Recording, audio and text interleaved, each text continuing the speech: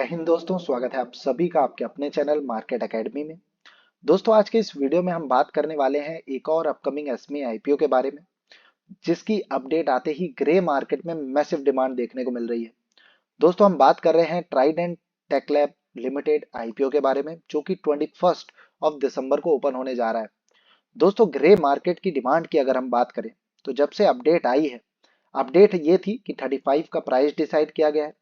GMP trade हो रहा है 28 पर, और आप देख सकते हैं कि एस्टिमेटेड लिस्टिंग गेंस जीएमपी के अनुसार 80% की लिस्टिंग शो कर रहे हैं। तो एक ये ऐसा एसमी कैटेगरी का धमाकेदार आईपीओ रहने वाला है, जिसमें अगर सब्सक्रिप्शन काफी अच्छा आता हुआ नजर आया तो इसमें पैसा लिस्टिंग डे पर ही 2 गुना तक हो सकता है। सब्जेक्ट टू सौदा रेट की बात करें तो 85,100 रुपीज पर ट्रेड हो रहा है। इशू साइज की अगर हम बात करें आईपीओ की तो 16.03 करोड़ का इशू साइज रखा गया है। अब दोस्तों, इस आईपीओ में तो ग्रे मार्केट में काफी बढ़िया डिमांड है, पर इस समय काफी सारे ऐसे मेन लाइन और एसमी कैटेगरी के आईपीओ हैं जिसमें डिमांड काफी बढ़िया है, और एक लंबी कतार, एक लंबा लिस्ट आपको देखने को मिलती है कि जब भी हम आईपीओ की बात कर रहे हैं इस वीक, जो कि दिसंबर का महीना रहने वाला है। तो दोस्तों, जब इतने सारे आईपीओ मार्केट में ओपन होते हैं तो ये डाउट, ये कंफ्यूजन होना लाजमी है कि किसमें अप्लाई करना है, किसे अवॉइड करना है। अब इस पर फाइनल डिसीजन लेने के लिए और खुद के कन्विक्शन को होल्ड करने के लिए किसी आईपीओ में अप्लाई करने के लिए दोस्तों, ये जरूरी है कि आप डिटेल रिव्यू और एनालिसिस करें उस आईपीओ का। अब वो किस तरीके से करते हैं वो हम अपने वीडियोस के माध्यम से आपको बताते भी हैं, वेबसाइट्स वगैरह की भी लिंक देते हैं, ये भी बताते हैं कैसे आप जानकारी को निकाल सकते हैं। पर अभी प्रेजेंटली हम ट्राइडेंट टेक्लैब जो आईपीओ है एसमी कैटेगरी का, इसका डिटेल रिव्यू और एनालिसिस इस वीडियो के माध्यम से करने वाले हैं। तो आप इस वीडियो को अंत तक जरूर देखें और चैनल को जरूर सब्सक्राइब कर लें, वीडियो को जरूर लाइक करें, और साथ ही दोस्तों बेल आइकन को क्लिक करके ऑल के नोटिफिकेशन को भी जरूर टैप कर लें। चलिए अब वीडियो में आगे बढ़ते हैं और सबसे पहले डिस्कस करते हैं कंपनी प्रोफाइल को कि आखिर ये कंपनी काम क्या करती है। So friend, this company is incorporated in 2000 and Trident TechLab Limited provides technology-based solutions to aerospace, defense, automotive, telecommunications, semiconductors and power distribution industries। अब दोस्तों, जिस सेक्टर और इंडस्ट्रीज को कंपनी कैटर कर रही है, उनका जो ग्रोथ का पोटेंशियल है वो बहुत ही ज़्यादा मैसिव है। जैसे एरोस्पेस की बात कर लें, या डिफेंस की बात कर लें, ऑटोमोटिव की बात कर लें, पावर डिस्ट्रीब्यूशन की बात कर लें, सेमीकंडक्टर जो चिप्स हैं उनकी कितनी ज़्यादा शॉर्टेज थी, कितनी डिमांड मार्केट में है ईवी व्हीकल्स के आने की वजह से। साथ ही डिफेंस में जिस तरीके का गवर्नमेंट का थ्रस्ट और पुश लगातार मिल रहा है, एरोस्पेस को जिस तरीके से आत्मनिर्भर भारत, मेक इन इंडिया के तहत जिस तरीके से पुश मिल रहा है, तो वो बताता है कि ये पूरे जो सेक्टर और इंडस्ट्रीज हैं जिन जिन जिनको ये कैटर करती है कंपनी, उनके जो ग्रोथ का पोटेंशियल है वो काफी ज्यादा हाई है। तो ऐसे सेक्टर्स को बिलोंग करने वाली कंपनी काफी बढ़िया हो जाती है। अब ये जो कंपनी है वो दो अलग अलग वर्टिकल्स पे काम करती है सॉल्यूशंस प्रोवाइड करवाने का। पहला है इंजीनियरिंग सॉल्यूशंस प्रोवाइड कराना, और दूसरा है पावर सिस्टम सॉल्यूशंस प्रोवाइड कराना। अब किस तरीके के इंजीनियरिंग सॉल्यूशंस ये कंपनी प्रोवाइड कराती है, तो consulting and technical services in system level electronic design, chip level electronic design, embedded design, hydraulic and pneumatic systems, system modeling, reliability and quality, design automation, power electronics, PCB design and electromagnetic simulations। साथ ही power system solutions में है providing products and services to power distribution utilities that help them maximise the capacity of aging transmission infrastructure, manage increasing intermittent generations from renewable energy sources, and deploy smart grid technologies that add complexities to transmission investment decisions। अब इसके लिए company के पास more than 100 engineers and professionals हैं। अब चलिए company की website का भी रेफरेंस ले लेते हैं। तो कुछ इस तरीके की कंपनी की वेबसाइट निकल करके आ रही है। मेनली जो सॉल्यूशंस कंपनी प्रोवाइड कराती है डिफरेंट डिफरेंट बड़े बड़े अच्छे जो आप सेक्टर्स और इंडस्ट्रीज कह सकते हैं उनको, तो पहला है इंजीनियरिंग सॉल्यूशंस और पावर सिस्टम सॉल्यूशंस। अब दोस्तों, किसी भी कंपनी को अगर एक्सपेंड करना है तो मेनली इन दो चीजों पे जरूर काम करना होता है। तो काफी बढ़िया सॉल्यूशंस वगैरह ये कंपनी प्रोवाइड करवाती हुई नजर आ रही है। अब सॉल्यूशंस में आप देखे, जैसे देखा आपने इंजीनियरिंग सॉल्यूशंस हैं तो उसमें प्रोडक्ट एंड डिजाइन टूल्स, साथ ही डिजाइन सर्विसेज कंपनी प्रोवाइड कराती है। एंड पावर सिस्टम सॉल्यूशंस में प्रोडक्ट एंड डिजाइन टूल्स, साथ ही कंसल्टिंग सर्विसेज कंपनी प्रोवाइड कराती है। बाकी और डिटेल्स जानने के लिए कंपनी के अबाउट अस में जाकर के आप और भी डिटेल्स और साथ ही लीडरशिप को जान सकते हैं। तो दोस्तों, बिजनेस मॉडल तो काफी बढ़िया कंपनी का निकल करके आ रहा है। चलिए अब आईपीओ रिलेटेड डिटेल्स को भी डिस्कस कर लेते हैं। तो ये आईपीओ 21 को ओपन होगा, 26 क्लोजिंग है, 27 को अलॉटमेंट की जानकारी लगेगी, 28 को आपको आपके पैसे रिफंड कर दिए जाएंगे अगर आपको अलॉटमेंट नहीं मिलता, और अगर अलॉटमेंट मिल गया तो शेयर्स 28 को ही क्रेडिट कर दिए जाएंगे आपके अकाउंट में। साथ ही 29 को इसकी लिस्टिंग आपको देखने को मिलने वाली है।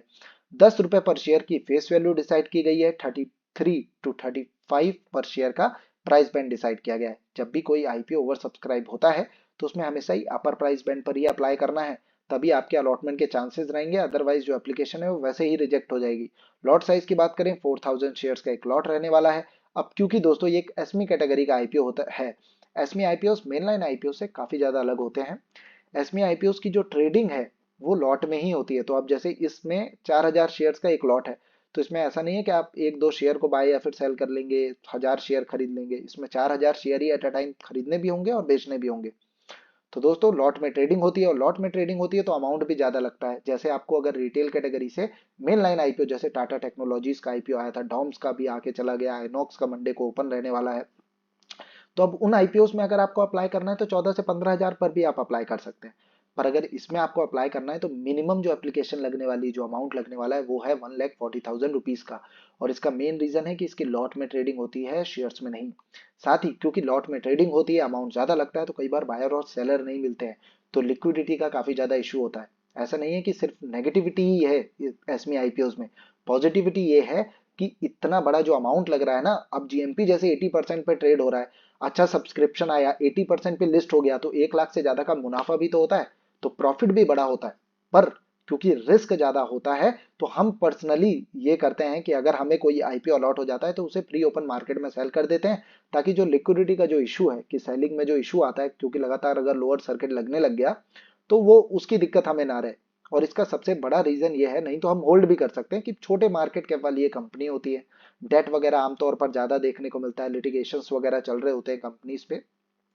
कुछ ऐसी भी कंपनीज हैं जिनका ग्रोथ का प्रोस्पेक्ट काफी हाई है, फंडामेंटल्स काफी बढ़िया होते हैं, पर वो आप अपनी अपनी राय है, अपनी अपना एनालिसिस है कि भैया कितना आप रिस्क लेना चाहते हैं। तो मेरी पर्सनल जो रिस्क टेकिंग कैपेसिटी है वो इतनी है कि लिस्टिंग गेंस लेकर के निकल जाओ, और फिर उसको किसी और कंपनी में इन्वेस्ट करो या फिर किसी और आईपीओ में अप्लाई करो। आपकी सलाह कुछ अलग हो सकती है, पर अगर आप खुद प्री ओपन मार्केट में आसानी से उसे सेल करना चाहते हैं तो आप इन वीडियोस को जरूर चेक कर सकते हैं। बाकी एसमी आईपीओ को समझना चाहते हैं तो भी अगर इन 3 वीडियो को आप देखते हैं तो आपको ये समझ आ जाएगा कि एसमी कंपनी क्या होती है, एसमी आईपीओ क्या होते हैं, एसमी आईपीओ में अप्लाई कैसे करना है, एसमी आईपीओ को सेल कैसे करना है, प्री ओपन मार्केट में उसे सेल कैसे करना है, और अपने अलॉटमेंट की प्रोबेबिलिटी को कैसे बढ़ाना है। तो इनसे रिलेटेड अगर कोई भी डाउट है तो इन तीनों वीडियो को आप चेकआउट करें। इनमें से अगर ये दोनों वीडियो भी अगर आप देख लेते हैं तो आपको काफी जानकारी मिल जाएगी। बाकी कोई भी क्वेरी उसके बाद भी रहती है तो आप कमेंट सेक्शन में जरूर रेस करें। होपफुली कि आपको ये समझ आ गया हो। एचएनआई कैटेगरी से अगर आपको अप्लाई करना है तो 2 लॉट के लिए अप्लाई करना होगा, शेयर्स हो जाएंगे 8000, अमाउंट हो जाएगा 2,80,000 रुपीज का। इसमें क्यूआईबीज के लिए 50% का रिजर्वेशन है, एचएनआई के लिए 15, और रिटेल कैटेगरी इन्वेस्टर्स के लिए 35% का रिजर्वेशन इस आईपीओ में रखा गया है। अब दोस्तों सबसे जरूरी जो डेटा है उसे चेक कर लेते हैं, वो है फंडामेंटल्स और फाइनेंशियल्स किस तरीके के हैं। तो एसेट्स की बात करें, इसमें आपको अप्स एंड डाउन देखने को मिलेगा। 5,913 लाख, फिर यहाँ पे एक ड्रॉप देखने को मिला, और फिर वापस से फॉल देखने को मिला, और फिर थोड़ी सी ग्रोथ देखने को मिल रही है। रिवेन्यू की बात करें तो रिवेन्यू बढ़ता हुआ नजर आ रहा है सालाना। साथ ही ये क्वार्टर ऑन क्वार्टर फिगर है, मार्च क्वार्टर से अक्टूबर क्वार्टर का, और ये सालाना फिगर है। तो थोड़ा सा आपको लग रहा होगा कि यहाँ पे तो फॉल देखने को मिला, पर ये फॉल नहीं है, काफी अच्छा रिवेन्यू कंपनी ने 2 क्वार्टर्स में जनरेट किया है। प्रॉफिट आफ्टर टैक्स की बात करें तो एक सबसे बड़ा कंसर्न वाला फैक्टर कि कंपनी लॉस में थी साल 2021 में, यही एक सबसे बड़ा कंसर्न हो गया। पर उसके बाद अच्छी खासी ग्रोथ देखने को मिल रही है आपको। प्रॉफिट्स में देखें किस तरीके से एक्सपोनेंशियल ग्रोथ देखने को मिल रही है। नेटवर्थ की बात करें तो नेटवर्थ लगातार बढ़ती हुई नजर आ रही है। रिजर्व्स एंड सरप्लस कंपनी के लगातार बढ़ते हुए नजर आ रहे हैं। टोटल बोरोइंग कंपनी के ऊपर थोड़ी सी ज्यादा देखने को मिल रही है, और थोड़ा सा कम जरूर किया है कंपनी ने, पर फिर भी जो बोरोइंग है उसका एक और आइडिया लग जाता है डेट टू इक्विटी रेशियो से। तो debt to equity ratio company का 0.84 का है, वो जता रहा है कि कंपनी के ऊपर डेट काफी ज्यादा है। प्राइस टू अर्निंग रेशियो से हमें वैल्यूएशन की जानकारी मिलती है। अब प्राइस टू अर्निंग रेशियो है कंपनी का और इस आईपीओ का 7.42 का। तो दोस्तों इस हिसाब से तो काफी अच्छे रीजनेबल वैल्यूएशन पे कंपनी अपने आईपीओ को लेकर के आई है। कंपनी काफी अच्छा आरओई आरओसी ऑफर करती है, 34.41% और 23.67%। अर्निंग पर शेयर भी काफी बढ़िया है 4.72, रिटर्न ऑन नेटवर्थ है 28.33% की। ऑब्जेक्टिव्स क्या है आईपीओ लाने के, तो सबसे पहला पॉइंट है funding the working capital requirements of the company and second है जनरल कॉर्पोरेट पर्पस, जो कि आमतौर पर सारे ही आईपीओ में देखने को मिलता है। अब दोस्तों ये तो सारी अच्छी अच्छी चीजें और सारी डेटा हो गया आईपीओ रिलेटेड, पर एक बहुत जरूरी चीज होती है कि आखिर आईपीओ और कंपनी के साथ जुड़े हुए रिस्क क्या है। तो रिस्क फैक्टर को जानने के लिए आप डीआरएचपी या आरएचपी का रेफरेंस ले सकते हैं। उसमें अगर आप सेक्शन 2 में जाएंगे तो आपको इंटरनल रिस्क जो रिस्क हैं वो देखने को मिल जाते हैं। तो सबसे पहला पॉइंट है, और business is dependent on few of our clients who contribute majority of our revenues from operations. तो मेनली 5 क्लाइंट्स हैं जिनसे इनका मेजर रिवेन्यू आता है। बाकी इनोवेशंस वगैरह अगर ये लगातार नहीं कर रही है तो उसका ज़्यादा इफेक्ट देखने को मिलेगा। तो इस तरीके से बहुत बड़े बड़े कोई ऐसे रिस्क वाले फैक्टर नहीं है, पर जो कैश फ्लो है वो कंपनी का नेगेटिव रहा है। साल 2021 में कंपनी लॉस मेकिंग कंपनी थी और एक लिटिगेशन देखने को भी जरूर मिल रहा है इस कंपनी के ऊपर। तो ये कुछ डिटेल्स हैं जो रिस्क वाले फैक्टर्स हैं, वो सारे भी हमने डिस्कस कर लिए। अब उसके बाद आपकी सलाह है कि भैया आपके अपनी खुद की राय राय है कि आप क्या करना चाहते हैं इस आईपीओ में, क्योंकि अगर जीएमपी किसी आईपीओ में बढ़िया निकल करके आ रहा है, आमतौर पर होता क्या है कि बहुत ही छोटे मार्केट कैप वाली कंपनी होती है, बहुत ही छोटा इशू साइज का ये आईपीओ होता है। तो फंडामेंटल्स फाइनेंशियल्स भी एक तरफ, अगर डिमांड बढ़िया निकल करके आ गई तो उसमें पैसा जरूर बन जाएगा। अब डिमांड बढ़िया किस तरीके से आएगी वो कैसे पता करेंगे, वो हमें पता लगता है सब्सक्रिप्शन फिगर से। सब्सक्रिप्शन कितना निकल करके आ रहा है, तो हम फाइनल डिसीजन कब लेंगे, 26 दिसंबर को, on the basis of subscription figure, on the basis of GMP, क्योंकि जीएमपी एक फ्लक्चुएटिंग वैल्यू है। ये आज 80% है, कल 40 पर भी आ सकती है और ये 120 150 पर भी जा सकती है। जीएमपी तो फ्लक्चुएट करेगा on the basis of demand.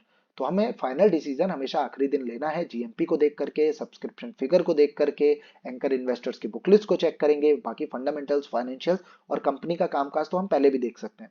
तो वो सारा डेटा कंपाइल करके हम फाइनल डिसीजन लेते हैं और हम खुद कम्युनिटी पोस्ट में हमारी जो राय है वो पोस्ट करते हैं।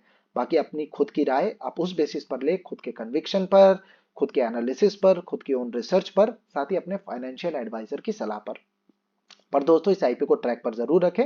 मोटा पैसा जरूर बनता हुआ नजर आएगा, क्योंकि जिस तरीके से ग्रे मार्केट में डिमांड आ रही है ये आगे भी कंटिन्यू होती हुई नजर आ सकती है। चलिए अब फटाफट सारे ही आईपीओ के जो जीएमपी उसको चेक कर लेते हैं। इनोवा कैपटेप की बात करें 46.88%, इस पे डेडिकेटेड वीडियो हमने ऑलरेडी पोस्ट किया है, उसे भी चेक कर सकते हैं। आजाद इंजीनियरिंग में 72.52%, हैप्पी फॉर्जिंग में 49.41%, मुफ्ती जीन्स में 42.86%, मुथूट माइक्रो फाइनेंस में 27.49%, मोतीसन ज्वेलर्स बेहतरीन आईपीओ है मेनलाइन कैटेगरी का, बिल्कुल अवॉइड ना करें 192.73%, सुराज स्टेट में 18.33%, बेंचमार्क कंप्यूटर्स मंडे के दिन क्लोज होने वाला है 60.61%, शियाराम रिसाइकलिंग बढ़िया इसमें कैटेगरी का आईपीओ है 78.26%, आइनॉक्स इंडिया मंडे के दिन क्लोज हो जाएगा, मेन लाइन कैटेगरी का धमाकेदार आईपीओ है, काफी मोटा पैसा बनेगा इसमें, इसका चल रहा है 84.09%, DOMS IPO 67.09%, India shelter 34.08%, SJ logistics 96% और प्रेस्टोनिक इंजीनियरिंग का 95%। अब दोस्तों डॉम्स आईपीओ और इंडिया शेल्टर जो आईपीओ है उनका कल के दिन अलॉटमेंट स्टेटस आउट होने वाला है। किस तरीके से अलॉटमेंट चेक करना है वो भी हम डेडिकेटेड वीडियो पोस्ट कर देंगे। बाकी अगर ये वीडियो आपको इन्फॉर्मेटिव लगा हो तो प्लीज लाइक करें, सब्सक्राइब करें, दोस्तों के साथ शेयर करें और साथ ही बेल आइकन को क्लिक करके ऑल के नोटिफिकेशन को जरूर टैप करें। आप देखेंगे कि हमारे चैनल में आपको सारे ही आईपीओ जो भी अभी आईपीओ मैंने डिस्कस किए सभी का जो जीएमपी बताया, Mufti menswear, Azad engineering, benchmark computer, SJ logistics, Inox India, happy forging, Doms, Muthoot micro finance, asset microcell, Motisons, सभी का डिटेल रिव्यू और एनालिसिस मिल जाता है। तो देर किस बात की, इन्हें भी जरूर चेक कर लें। धन्यवाद। जय भारतम।